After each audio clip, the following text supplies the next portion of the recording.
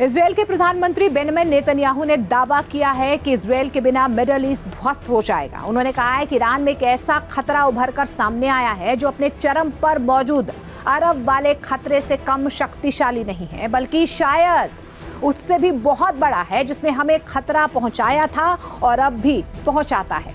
इसके आगे इजरायली प्रधानमंत्री ने कहा, उन्होंने विनाश के लिए 3 रास्ते बनाए हैं। पहला, चोक रिंग, दूरी के जरिए इजरायल को नष्ट करने की योजना। दूसरा, मिसाइल खतरों के जरिए इजरायल को नष्ट करने की योजना। तीसरा, परमाणु खतरे के जरिए इजरायल को नष्ट करने की योजना।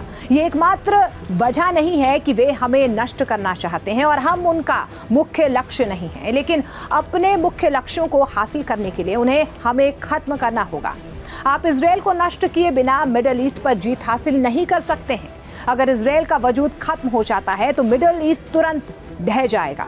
ईरान के साथ हालिया युद्ध रुकने के बाद नेतन्याहू का बयान सामने आया है। इजरायल ने 13 जून को हवाई युद्ध शुरू किया था, जिसमें ईरानी परमाणु ठिकानों पर हमला किया गया था। हमले में ईरान के शीर्ष सैन्य अधिकारी और दूसरे लोग भी मारे गए। वहीं ईरान ने जवाबी कार्रवाई करते हुए इजरायली सेना के ठिकानों, बुनियादी ढांचे और शहरों पर मिसाइलों से हमला किया।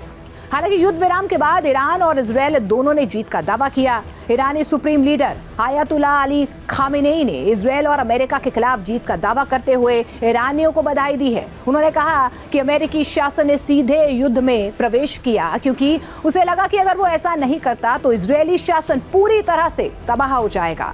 खामेनेई ने कहा कि अमेरिका को युद्ध में सीधे उतरने से कुछ भी हासिल नहीं हुआ। ईरानी सुप्रीम लीडर ने कहा कि ईरान ने अमेरिका के मुंह पर जोरदार तमाचा मारा है। उसने कतर के अल उदीद एयरबेस पर हमला किया और अमेरिका को नुकसान पहुंचाया। दरअसल ईरान ने हाल ही में कतर में मौजूद अल उदीद अमेरिकी सैन्य अड्डे को निशाना बनाकर भी मिसाइलें दागी थी। ईरान ने अमेरिकी हमलों के बाद ये कदम उठाया था। दरअसल इससे पहले अमेरिका ने ईरान के फोर्डो, नतांज और इस्फहान में ईरानी परमाणु ठिकानों पर हमले किए थे।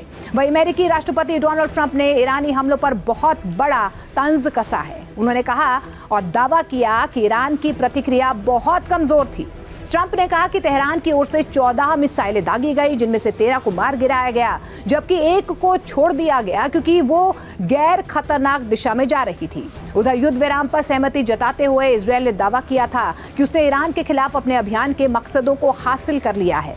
इजरायल ने परमाणु क्षेत्र और बैलिस्टिक मिसाइलों के क्षेत्र में दोहरे खतरे को खत्म करने का दावा किया। इसके अलावा इजरायल ने ईरानी मिलिट्री लीडरशिप को गहरा झटका देने और ईरान में दर्जनों प्रमुख सरकारी ठिकानों को तबाह करने का भी दावा किया है।